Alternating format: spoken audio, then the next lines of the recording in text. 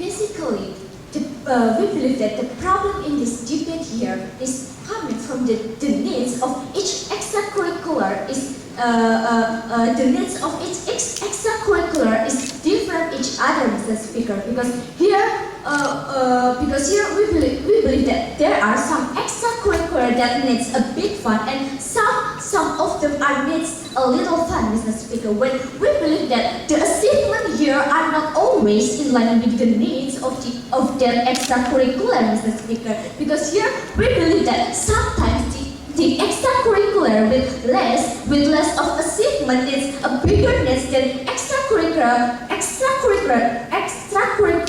with a lot of achievement and also in other ways, Mr. Speaker. And here our goal here is to show you that the fund of extracurricular based on the needs is more justifiable rather than the funds based on the achievement itself, Mr. Speaker. And here I would like to deliver two things.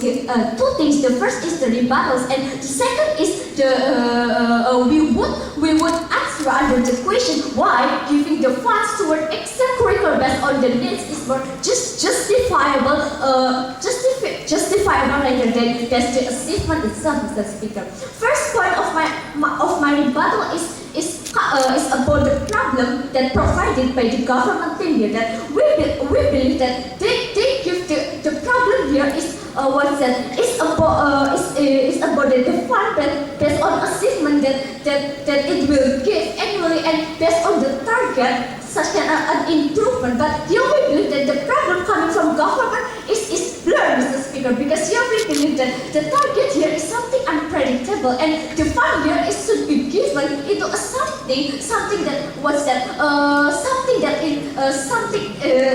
something that have the certainty, Mr. Speaker. And here we believe that when the funds of extracurricular is given based on the needs of the extracurricular, there is something certainty that we believe that the needs that the fund here should be given into based on the needs itself is still justifiable because it gives the certainty toward the party who give the funds itself, Mr. Speaker. And the second is about the privilege that the government believe that the funds based on the achievement is such kind of privilege that given to them as an improvement. But here, Mr. Speaker, we believe that the privilege here which would give would be such kind of unfairness toward the student itself, Mr. Speaker, because here we think that funds here should be given into the essence of the fairness, Mr. Speaker, because here we believe that the fairness here should be coming from the needs of each extracurricular itself, Mr. Speaker, and because the privilege here should not proper to become the parameter of the given of the funds itself, Mr. Speaker. And first point of my justification is why giving funds toward extracurricular based on the needs is more justifiable rather than the achievement. First layer, the amount of achievement is not always in line with the needs, Mr. Speaker. And here, basically, the achievement here is such kind of award for the student when they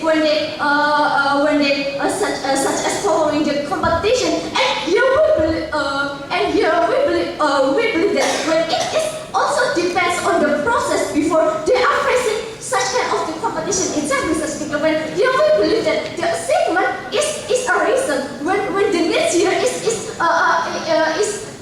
coming in the first time and also in the process. So here we believe that the funds here should be given based on the process, based on the first time, Mr. Speaker, because here we believe that the needs of when the needs of extracurricular is fulfilled, we think that the achievement also would be follow the process here, Mr. Speaker. And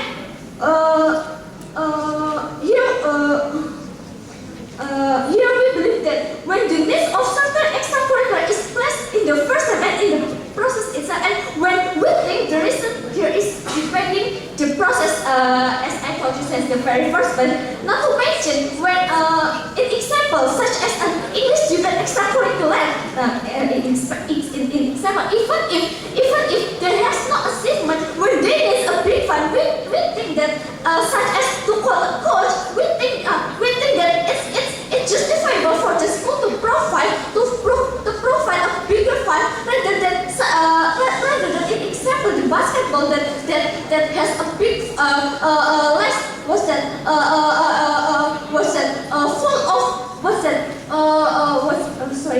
full of achievement, but the needs is as not bigger as the English debate. So we think that it's justifiable for the school to give the fund toward the needs of extracurricular. Second layer, we believe that it's in line with the right and duty of school and student. And here we believe that between school and student there are a right and duty. And when the school here is the party that should have a duty to give a good services toward the students and guarantee the needs of the students here. Then, Mr. Speaker, the needs here related with the education services and also to support the achievement from the students. Mr. Speaker, when